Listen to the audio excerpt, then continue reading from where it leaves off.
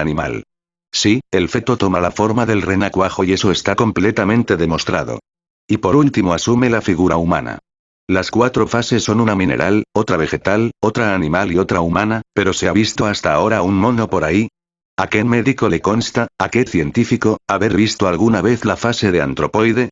¿Cuál es el doctor que ha visto que durante el proceso de recapitulación fetal, si alguna vez el feto tome la figura de un mono catarrino, o platirrino, o de un orangután o de un gorila? Así, pues, es absurdo lo que la ciencia materialista afirma. El origen del hombre hay que buscarlo en el vientre mismo de la mujer. En esos procesos de recapitulación está el origen del hombre, las fases por las cuales ha pasado.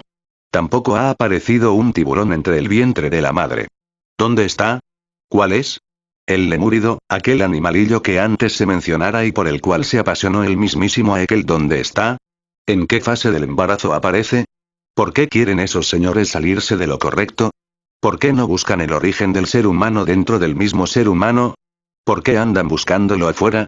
Todas las leyes de la naturaleza existen dentro de uno mismo, y si no las encontramos dentro de sí mismos, no las encontraremos fuera de sí mismos jamás.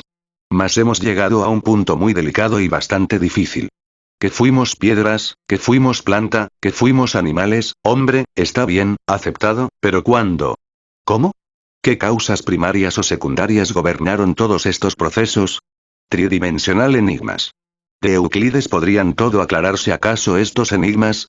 Desgraciadamente, si los señores materialistas no estuvieran fanatizados con el dogma de la geometría sería diferente. Empeñados en querer que todos aceptemos ese dogma a la fuerza. Quieren tenernos embotellados dentro de tal dogma. Eso es tan absurdo como querer nosotros embotellar la vida universal o como querer nosotros encerrar el océano dentro de un vaso de cristal. Que existe una cuarta coordenada, una cuarta vertical, eso es innegable, pero molesta a los materialistas. Sin embargo, Einstein, que cooperó en la fabricación de la bomba atómica, aceptó la cuarta dimensión. En matemáticas nadie puede negar la cuarta dimensión. Pero a las gentes materialistas de esta época, ni siquiera así les entra este conocimiento de que pueden existir otras dimensiones superiores en la naturaleza. A la fuerza quieren que nos encerremos o nos autoencerremos todos en el mundo tridimensional de Euclides y debido a esa falsa posición absurda, en que están, tienen a la física completamente detenida en su avance. Esta es la hora en que ya deberían existir naves cósmicas capaces de viajar a través del infinito, pero no sería posible semejante anhelo mientras la física continúe embotellada en el dogma tridimensional de Euclides. Si estos señores, que hasta ahora no han sido capaces de responder a la pregunta ¿dónde surgió el hombre, en qué fecha, y cuándo?, aceptaran en verdad la posibilidad de una cuarta dimensión y de una quinta y una sexta y una séptima, todo sería diferente. Pero estamos seguros de que no lo aceptan ni lo aceptarán jamás. ¿Por qué? Porque sus mentes están en proceso de franca degeneración debido al abuso sexual y en esas condiciones no es posible que acepten esta tesis que nosotros les planteamos.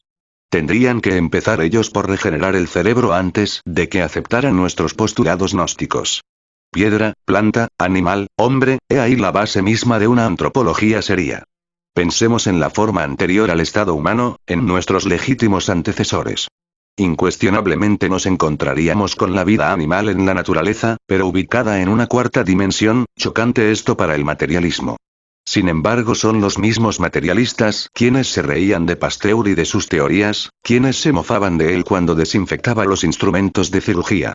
Nunca creyeron ellos en los microorganismos porque no los veían, ya hoy los aceptan. ¿Puede existir vida animal en una cuarta coordenada? Obviamente sí. ¿Habrá algún sistema, algún método de comprobación?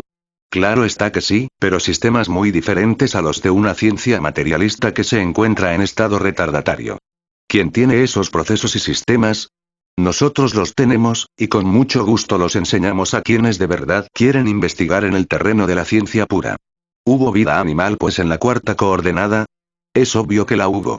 ¿Hubo vida vegetal en la quinta coordenada? La hubo. ¿Y hubo vida mineral en la sexta coordenada? Sí, más aclaro, la vida mineral de la sexta coordenada, o la vegetal de la quinta o la animal de la cuarta, en modo alguno se parecerían a la vida mineral, vegetal y animal de nuestro mundo meramente físico.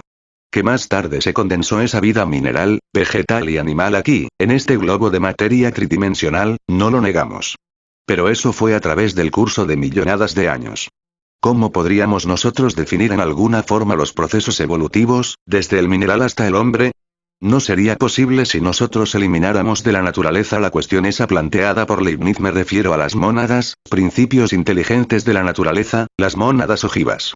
Por cierto que entre el monerón atómico de Haeckel y el Zaristripa de Manu, el jiva de los indostaníes o la mónada de Leibniz, como se le quiera llamar, media todo un abismo. Porque el monerón atómico de Haeckel está muy lejos de lo que es la verdadera mónada o principio de vida. Así que es cierto y de toda verdad que las chispas virginales, o simplemente las mónadas de Leibniz, evolucionaron en el reino mineral durante la época de grandes actividades de la sexta dimensión. Evolucionaron también en el reino vegetal en la quinta dimensión, y avanzaron hasta el estado animal en la cuarta dimensión. Esto es incuestionable.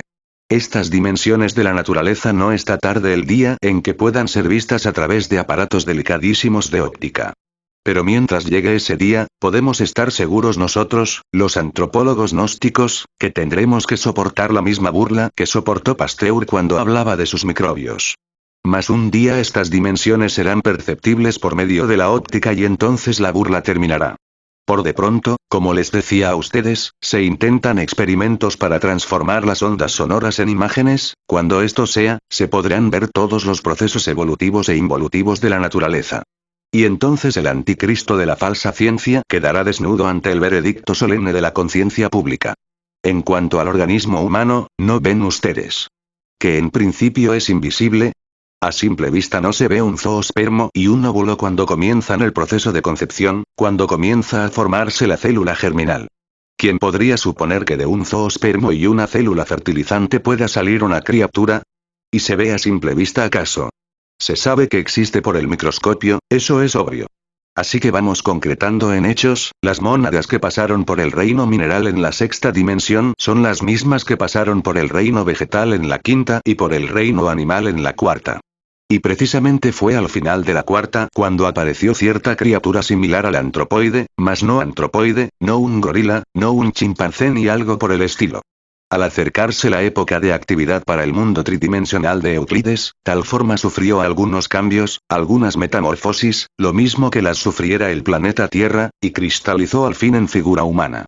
Téngase en cuenta que la morfología de las criaturas humanas y de la naturaleza va cambiando conforme pasan los siglos. Incuestionablemente la morfología humana surgió de acuerdo con la edad protoplasmática de nuestra Tierra para venir realmente a la existencia y, pasando por los períodos hiperbóreo y lemúrico y atlante, fue la morfología alterándose un poco hasta nuestros días. Las criaturas que nos precedieron, la raza humana antigua, como lo atestiguan las tradiciones del antiguo México y de distintos países de la Tierra, fueron gigantes, han ido perdiendo estatura, hasta ser lo que actualmente son. Si quisiéramos explicarnos las cuatro etapas mineral, vegetal, animal y humana, exclusivamente dentro de la zona tridimensional de Euclides en este mundo Tierra, estoy seguro, absolutamente seguro, que quedaría realmente convertido todo eso en nuevos enigmas sin solución alguna. A medida que nosotros ahondamos en esta cuestión y después del fracaso tan espantoso que ha tenido la antropología materialista, al no poder en realidad de verdad, haber dado una fecha ni el cómo ni el cuándo surgió el ser humano, hoy, no les queda a los científicos más remedio que aceptar la cruda realidad de las dimensiones superiores de la naturaleza y del cosmos. Que lo nieguen, tienen derecho a negarlo. Que se rían, ya he dicho, el que ríe de lo que desconoce está en el camino de ser idiota. Que por qué no ven. Tampoco veía los microbios Pasteur y sin embargo hoy en día la óptica los puede ver. A medida que vaya transcurriendo el tiempo, la ciencia materialista irá quedando desnuda ante los nuevos descubrimientos. Y cada día se hundirá más y más dentro del pozo mismo de su propia ignorancia. Eso del noepitecoide con sus tres hijos bastardos, el cinocéfalo con cola, el mono sin cola y el hombre arbóreo, resulta en verdad bueno como para un Molière y sus caricaturas. En verdad que no tenemos nosotros en la sangre nada de pitecoides, hasta ahora los hechos hablan por nosotros. Glosario Segunda Cátedra Einstein Alberto Físico alemán, 1879-1955, naturalizado en Norteamérica en 1940. Autor de sus numerosos estudios de física teórica, formuló la teoría de la relatividad, de suma trascendencia en la ciencia moderna. Eoceno empieza al concluir la época secundaria y termina al empezar el Mioceno. Jiva Jiva Sansk. Vida, en el sentido de lo absoluto. Significa también la mónada o Atma Buddhi. Jiva tiene además los significados de principio vital, alma o espíritu viviente. Ser, alma o espíritu individual, yo humano. Criatura o ser viviente, existencia.